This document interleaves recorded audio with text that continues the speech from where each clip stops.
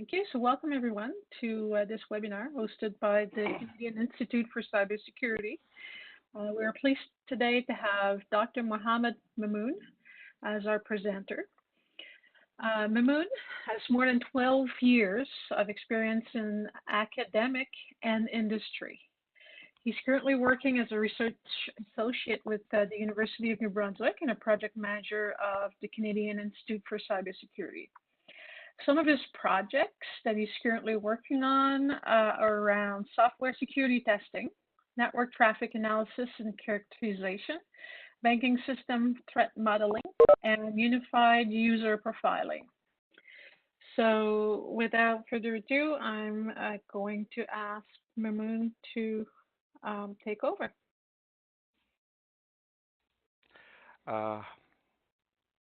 Good afternoon, everyone. Thank you, Mary Jo, for having me. So Mary Jo has already introduced me. I am Mamun. Friends call me Mamun, actually. So today we will be talking about behavioral analytics to defend against insider threats.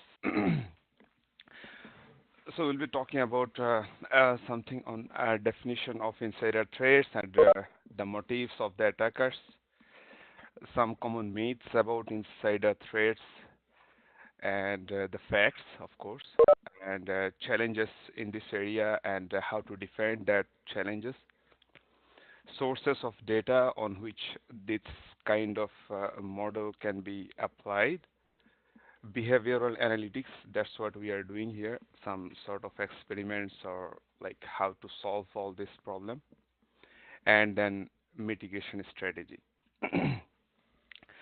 So what is insider threat? A malicious insider is an adversary who operates inside a trusted computing base, or we can say a trusted adversary. A trusted adversary. He is one of my employee or one of my colleague. So potential insiders could be employees or former employee who may have credentials, the collaborators with the organization, and insider threat model, once we say the adversarial model encompassing all possible malicious insiders. According to CERT, a computer emergency response team model, these internal threats belong to human threats and kind of espionage, IT sabotage, or fraud or IP theft like threatening. So what are the motives for the attacker or this kind of internal threats? Uh, Undoubtedly financial sometimes, and people who have no fear of being caught, anger or revenge, and risk-taking behavior. They want to see what can they do, how can they threat someone or some organization here, and divided loyalty to employer or coworker. Maybe there are some personal issues with manager or somebody else. That's what make them happy to attack. Greed, lack of moral or ethical values, of course. There are some common myths in this area. Like we used to think that insiders are kind of hacker. Actually, that's not true. Hackers used to use some modern security tools and technique. Uh, they are designed with the hacking in their mind, but this is not about hacking. And then we have insider threat. Sometimes we think insider threat is a technical security issue. Unfortunately, that's not. Current systems are capable of counting the insider threats. That's not something about technical. And this is not about advanced persistent threat that are some sort of intruder that gain access to the network and remains undetected for an extended period of time. It's not about that kind of threat where the attacker used to put some malware or some other tools inside the system, and they try to access some information from the organization. Uh, they are not known rogue because people who join the company has no malicious intent. Maybe they have done a background security check already, so they are assumed honest. And it's not numerous, like the huge attacks are going on in this area. According to Department of Defense, uh, maybe this is the report from 2017, 19% incidents involved insider threat actor, so out of 100%, and then average cost actually in that case 1 billion per year, and it's gonna be huge. So although this is not numerous, but the cost or damaging is huge. Sometimes we may think that our security subject matter experts can help us, because, but unfortunately that's not. Uh, Imagine about Snowden. Uh,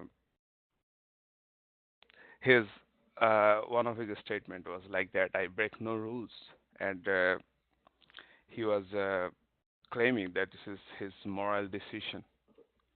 So our ideas, firewall or antivirus system, whatever we have in uh, an organization, that's not enough to detect this kind of intrusion.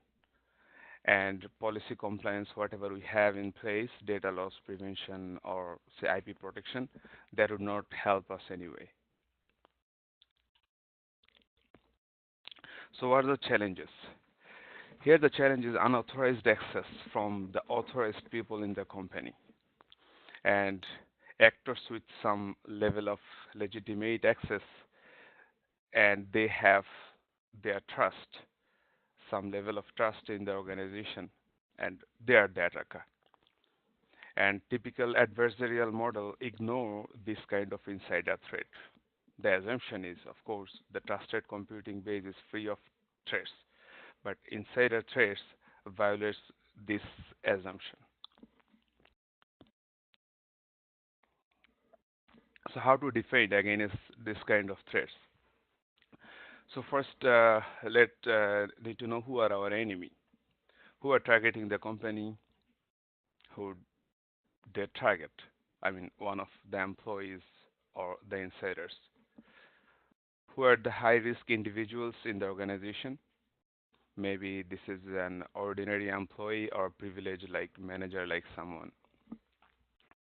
And then know about the data. Of course, sensitive data of the organization. It could be credit card information or some secrets of the company, or identify sensitive systems in terms of data. Where are these data located? Which infrastructure or which system is attached to that kind of sensitive data? Know the environment. So our current environment is most of the case system centric. So if we can make it data centric, so we are applying some sort of security on data instead of the system, let's say firewall or uh, some other security tools on that, that may help. And overall everything, we're going to have positive social engineering. So positive social engineering is the practice that can help an organization to have some sort of environment that would help to defend this kind of attack. So let's talk about data sources. Usually a user, he is involved with either some devices or he has different locations and some applications. Nowadays, that's how actually we can track a user from all his aspects. And once we are talking about some sort of system where we are working on internal threats, we're gonna have actually this kind of information for the user to help build the system. So let's say network traffic. Once the user is in a network or the system logs, firewall, IPS, or router logs available from the organization, his web logs, maybe Chrome history, or uh, somehow his web or online behavior, social networking sites, YouTube, Facebook, or Twitter, how is he behaving there? His mobile, its location, its his behavior with his SMS or his call logs or whatever related to that. Nowadays, almost all the organization they have some cloud resources and their employees are somehow attached to the clouds. So the cloud logs could be one of the sources. Demographic information that's available with the human resource department and sometimes online. Let's say I have some information over Facebook, YouTube, or some other social networking sites and LinkedIn as well. And so, so how to identify behavior? So build a baseline based on the user's day-to-day behavior from all the sources we have mentioned and the actions that differentiate the possible insiders.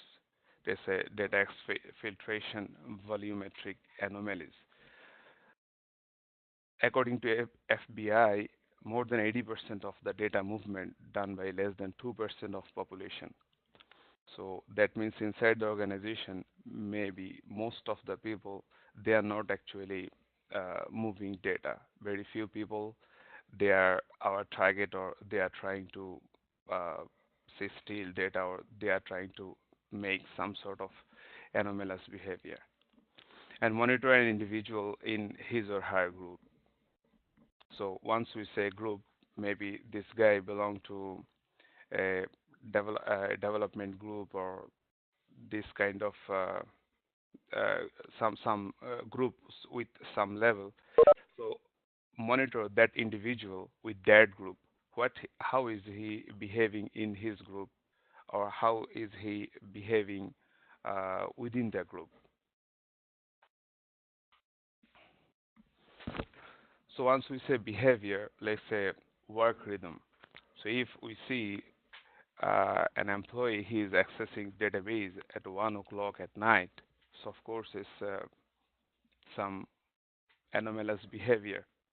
Work environment accessing data from two different geolocation at the same time. So maybe his credentials have been hacked, or we can say the first login to a server, he has never touched any server before, but he has just logged in today. So there are some kind of behavior to monitor, and then usage pattern. So any user, he is involved with some applications or his usage. He is browsing web every day. So let's try to see his application uses or behavior in the behavior online and try to see is there any anomaly between today's behavior and his previous behavior.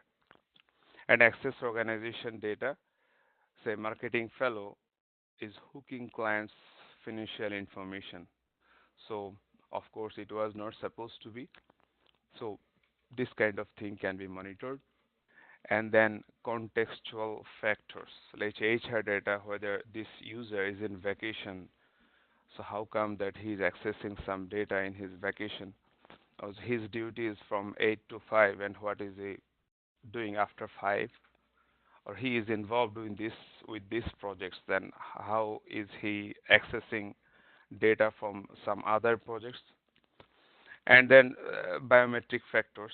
In some cases, if we have data for his eye movement or keystroke or mouse dynamics, fingerprint to access. Sometimes people are accessing different rooms in the organization, and they need fingerprint or, let's say, uh, ID card to enter that room, we can actually figure out some sort of anomalies if he is trying to enter some room, or if he is spending more time in some rooms.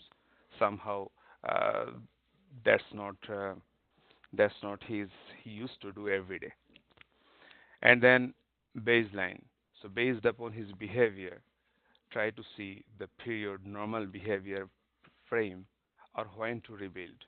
So once we say the baseline, okay, for how much time actually we're gonna consider for his normal behavior frame, and when to rebuild. Let's say we are following a user for 15 days or a month or a year. So when to rebuild? Is it every day or every week we're gonna revise, or we're gonna rebuild his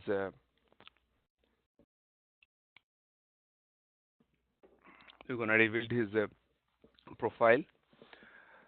So Carnegie Mellon University, they have a survey, and these are some interesting insights they found. Most insider events were triggered by a negative event in the workplace. Maybe something happened to his manager or with some colleague. Most perpetrators had prior disciplinary issues that have been monitored by the company. Most insider events were planned in advance. So we can see only 17% of the insider events studied involved individuals with root access. So it's not about root access. Sometimes we think that, okay, if we are not allowing our employees to have root access, then it's gonna solve our problem. So 87% of the attacks have been done by some user commands that didn't require any advanced knowledge. And 30% of the incidents took place at the insider's home using remote access to the organization's network. That is, he's working from home, and maybe he was accessing the data from the organization after hours. So this is a model. Actually, we found it from some source related to CERT. So in this model, they are talking about how are they uh, visualize, like the data from, they are actually getting the data from different sources, and then try to see the observed data with some sort of pre-processing, and then they found the indicators access to gauge the threat, accumulating all this pre-processed data to find some sort of clues, and then finally they found the behavior of the user, aggregating all these uh, indicators. At CIC, actually we are doing some sort of same kinder research. Um, okay, we'll be talking about it. And where's the mitigation strategy? So mitigation strategy is, of course, know the risk. So risk can come actually from two different contexts. One is socio-economic status of the user, and his technological background. So once we say psychosocial or physiological or social impacts, actually something that help to understand a human or his behavior. So stress pushes individual to react negatively and criminally. So user can be our target is to see the cyber risk of that user, that is whether his behavior is normal, or he is actually high risky, or his risk is whatever his risk is elevating. So you want to see the risk of these users uh, from his behavioral perspective. So our goal is to detect, disrupt, or deter the user. So at CIC, our user behavioral analytics model, we have been following logs from different sources. Let's say network traffic, events log, from any sort of sources, web or social networking data. We have data from mobile or cloud, operating system logs and demographic. Then observation engine, we are trying to see the behavior baselining. How can we baseline the behavior from all these sources? And then what about his behavior can be differentiated from his peer group? And continuous profiling, like updating his baseline behavior daily basis or weekly basis or monthly basis based upon requirement. And then validating features. So let's say we have selected some features or some of his behavior to understand something, and we need to make sure that that's actually working. That means whatever the data actually we are whatever the features actually we are using for detecting this kind of anomalous behavior. So somehow we need to make sure that that are validated or the data is actually useful, or we should look for some other things for that. Then we're going to apply supervised or unsupervised machine learning algorithm. It includes uh, any classification or clustering uh, algorithms, and of course our target is to show the data, report the data, or monitor some users, and to see the users profile, of course, that are dynamic because users behavior is changing maybe every day, or they are consistent. And risk assessment module that's going to help us to analyze this user, how risky this user would be. And the output of that part could tell us, okay, this user is benign, or we are obvious that he's an attacker, or maybe suspicious. If this is suspicious, so then we can actually discover the ground truth from his behavior, or like digging into the data actually we have collected for that data, and update the machine learning model we have.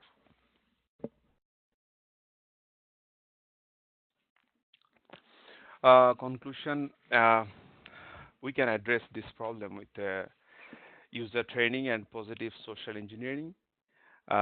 Use user behavior analytics tool, some available, and lots of research going on in this area. So one of the limitations actually we found for this area is data privacy issues such as GDPR or PIPEDA compliance in Canada, and available data sets, because once actually something happened to some organization, they are not going to share their data or the case scenarios for experiments. So what we are doing here, we are trying to mimic uh, some sort of case scenario, and we are trying to produce some um, simulated data for our experiments, and we are applying our models to see whether actually it can detect that part. Yes, so it's been a pleasure being with you all of you today, and thank you. If you have any questions, please.